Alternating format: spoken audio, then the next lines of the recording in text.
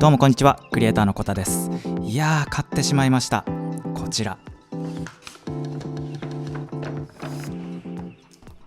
M1 iPad Pro 12.9 インチ、すごい人気ですよね。オンラインストアでの予約注文はかなりの争奪戦になっていて、予約開始直後にアクセスしたけど好みのスペックが買えない、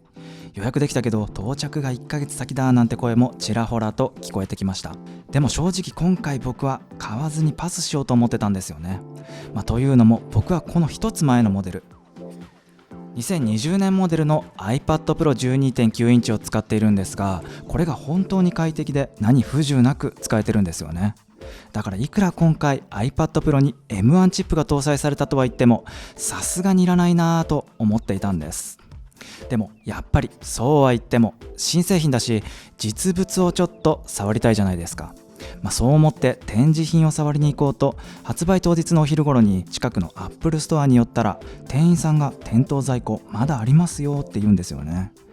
それ聞いたらもう急に使命感に駆られちゃいまして、曲がりなりにも最近こうして YouTube で情報を発信している身としては、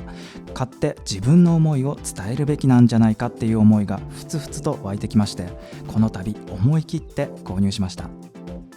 購入したからにはね、しっかりとこの M1 iPad Pro 12.9 インチの魅力、そして選ぶ理由、どんな人におすすめでどんな人におすすめじゃないのか詳しく語っていきたいと思います。でも一つ前のモデルを持っている僕自身の気持ちがこんな感じなので、先に言っておくと、第3世代以降の iPad Pro 12.9 インチをすでに持っている方は飛びついて買うほどではないんじゃないかなと思っています。そうは言ってもね、まだちゃんと使ってないので、これは数日間じっくり使ってみて、結局のところどうだったのかレビュー動画にまとめていきたいと思います。なので今回は iPad でこれからクリエイティブなことをしたい人、コンピューターにあまり詳しくないけど iPad Pro に興味がある人、どのスペックを買うかまだ迷っている人、どちらかというと初心者向けに僕が選んだ仕様とその理由について、普段の活用方法なんかも交えながら、できる限り分かりやすく語っていきたいと思います。それでは早速いってみましょう。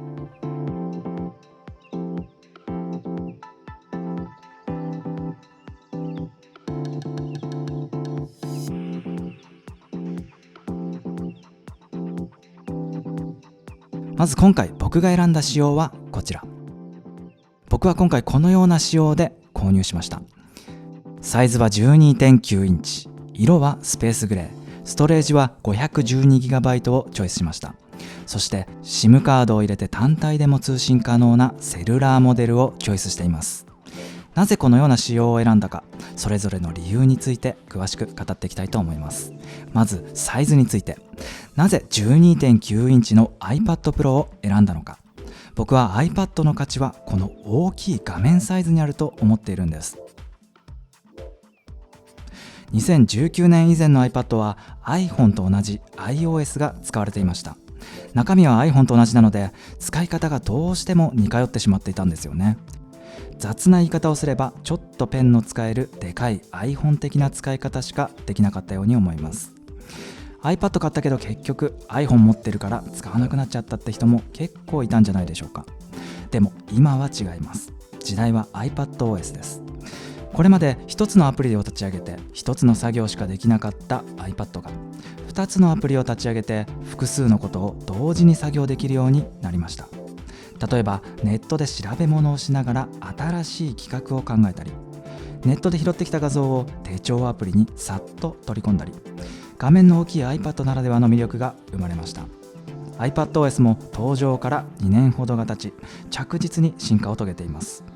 今では様々なクラウドサービスや外部ストレージに入っているデータ管理なんかも簡単にできるようになりました。ここまで来たらペンの使えるでかい iPhone とはもう言えないですよね。 iPad ならではの利便性が着実に増しています。このように複数の画面を同時に開いて使うマルチタスク的な使い方になってくると、大画面であることのメリットが大きいんですよね。画面の大きさがそのまま使い勝手に直結します。iPad は 12.9 インチでこそ本領を発揮するデバイスだと僕は思っています。12.9 インチの画面サイズは、例えばサファリをスプリットビューで画面分割して使う場合も678ピクセルずつの表示領域を確保して使うことができます。iPad mini の表示領域が768ピクセルなので iPad mini を2台とはいきませんが、かなりそれに近い感覚で使うことができます。そしてこの iPad Pro 12.9 インチの魅力は何といっても手書きのしやすさです。iPad は現行モデル全てで Apple Pencil が使えるようになりましたけど、このペンの書き心地においてはこの 12.9 インチはピカイチです。まず Apple Pencil の第2世代が使えること。 Apple Pencil 1と2では利便性が全然違います。 Apple Pencil 1は細くてツルツルしているのでちょっと滑って書きにくかったんですよね。避雷針充電なんて揶揄される充電方式も正直不格好でした。これが Apple Pencil 2になって表面がサラサラで太く単なる円柱形ではなく一辺を平らにし潰したような形状になったので適度なグリップ感もあり書き心地も抜群です。長時間使っていると汗ばんできてペンが滑るなんていうこともありませんね。これから iPad をノートや手帳として活用したい人、 iPad でデザインやイラストを描きたい人は Apple Pencil 2が使える端末をおすすめします。そしてできれば大きい画面のサイズのモデルがいいですね。なのでこの M1iPad Pro 12.9 インチはまさにそういったユーザーにぴったりなアイテムです。2つ目の理由、画面サイズが大きいから書き心地がいいこと。 Apple Pencil を使っての手書きはアナログの紙とペンにかなり近づいたとは言ってもやっぱり解像度の問題があるので、画面サイズの大きさがそのまま紙に書いている感覚とイコールではないんですよね。個人的な感想としては実際の画面サイズより一回り小さい紙に書いている感覚です。 12.9 インチの画面サイズは A4 に近いサイズですけど、英語サイズの紙に書いている程度の感覚が得られます。 10.9 インチははがきサイズ、 7.9 インチは小さいメモ帳サイズといったところですかね。もちろん iPad は大きく拡大して書き込むことができるのでどの端末でも細かく書くことはできるんですけど、画面サイズを紙の大きさに例えるとそのような感覚の違いがあります。何かアイデアを生み出すようなクリエイティブな作業をしたい方、大きい画面の 12.9 インチのサイズがおすすめです。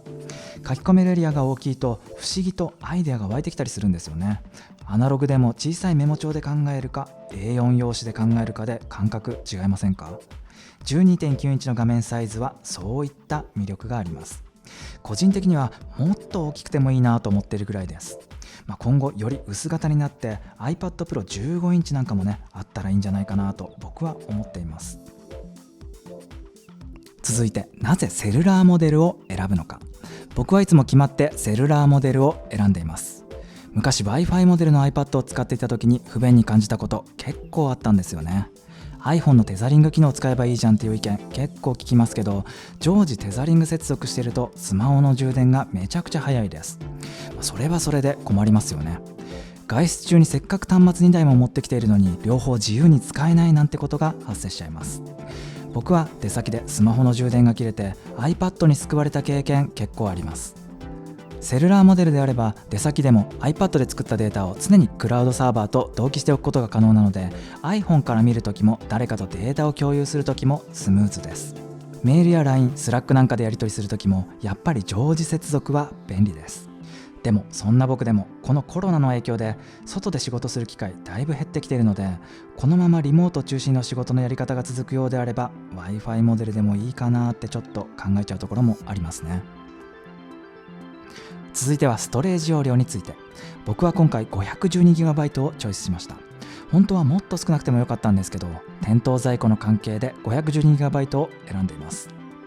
iPad の中だけで長編の動画を作りたいなんて特殊なケース以外はこのスペックがあれば必要十分だと僕は思いますね。僕は Mac も iPhone もそうですけど、普段から端末に極力データを貯めないようにしているんです。その分 Dropbox など大容量のクラウドサービスを利用してデータは全てその中で管理しています。必要な時に必要なファイルだけをローカルにダウンロードして、プロジェクトが終わったらまたクラウドにだけデータを残す運用をしています。なぜこのような方法をとっているかというと、利便性とリスク回避です。利便性でいうと、クラウドに全てデータをアップしておけば誰かにデータを渡すときもスムーズですよね。リンクを共有するだけで済みます。大抵のクラウドサービスは間違えて消しちゃっても半年とか1年は復元できるようになっています。そして何より端末に無駄な負荷をかけないので、常に端末を良好な状態に保つことができます。動画編集用のマシンとなると僕もまた考え方は別なんですけど、ある程度の動画編集なら 512GB でも十分だと思いますね。M1 iPad Pro はサンダーボルトポートが内蔵されているので、いざとなれば外付けの SSD で賄うことも可能です。続いては色について。これはね、もう完全に好みの世界ですけど、理由が2つあります。一つは今僕が使っている機器にスペースグレーカラーのものが多いこと。2つ目にスペースグレーの方が視界を若干邪魔しないかなっていう理由があります。スペースグレーとシルバーを店頭で見比べた時に、スペースグレーの方がフレームに馴染んで若干視界を邪魔しない印象があったんですよね。どうですか？スペースグレーの方がちょっと目立たないですよね。続いてはアクセサリー類について。以前の動画でも話しましたけど、今回もマジックキーボードは僕は買っていません。今回はホワイトの新色が出て綺麗で魅力的なんですけどね。買わない理由は3つあります。重い、高い、長く使えないかもしれないっていうことです。まず重さ。この M1 iPad Pro 12.9 に装着した重量は合計すると 1.3kg 程度です。あれ単体で 700g 程度あるので結構重くなっちゃうんですよね。そもそも iPad ってキーボードがないことが魅力だったようにも思いますし、常時つけておくとなるとちょっと辛い重量感です。じゃあ使う時だけつけて、使わない時は外して使えばいいじゃんっていうご意見もあると思うんですが、外して裸で iPad を持ち歩くのもね、なんかちょっと抵抗ありますよね。カメラ部分なんかは結構出っ張ってますし、じゃあそれ用に別のケース買おうかって話にもなってきちゃいます。なんかそれもね、なんだかなって感じですよね。というのも値段が結構高いです。12.9 インチのマジックキーボードはあれ単体で4万円ちょっとするので、キーボードとしてもかなり高額です。Apple 純正のマジックキーボードとトラックパッドを買っても2万5千円いかないぐらいで買えるので、それと比べてもちょっと割高に感じちゃいますね。あと長く使えないかもって懸念もありますね。高くても長く使える確信が持てれば買ってみてもいいかなとも思うんですけど、あそこまで無駄がなくバッチリ今の iPad に形状が合っていると、ちょっと端末の形状が変わっただけで使えなくなっちゃうんじゃないかなって怖さがありますよね。過去の例としてスマートキーボードフォリオの時もそうですけど、値段の割に短命ってこと結構 Apple アクセサリーにあることです。僕は前回のモデルで購入したスマートフォリオを新しい M1 iPad Pro につけて使っていきたいと思っています。形状がほとんど一緒なので今回は流用が可能です。